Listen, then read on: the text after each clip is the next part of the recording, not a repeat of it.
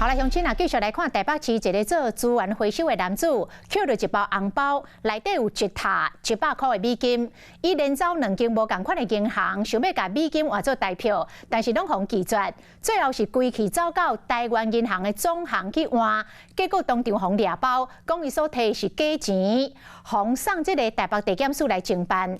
啊，乡亲啊讲，若无确定这个钱是真的或者是假的，会当到分局派出所来报案检举，千万唔通心存侥幸，到银行要来换钱欠钱，安尼就犯法咯。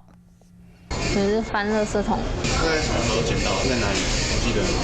互环境包围的男子，规个人硬硬无飒飒，伊专工到台湾银行摕一沓巨款美金，想要换做新台票，煞互行员发现了无对同。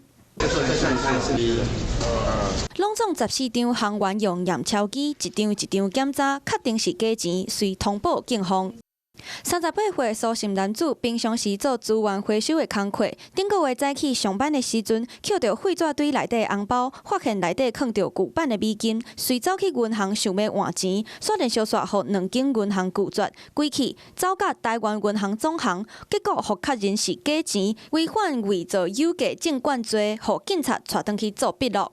千万不能心存侥幸至银行换钱存款，否则可能违反刑法伪造有价证券罪，依法可处3年以上10年以下之有期徒刑，并得并科9万元以下之罚金。男子摕14张假的旧版美金，和市面上的新版美金无同。新版的有3D 安全吊带，目水底嘛有晶形图。旧版的虽然会使换，不过爱临柜确认。男子捡到的假美金，想要摕来用煞，食着官司，后悔嘛袂负咯。Hello， 大家好，我是林依文。想要抢先掌握最及时的新闻资讯吗？赶快订阅、按赞、开启小铃铛，锁定华视新闻的 YouTube 频道。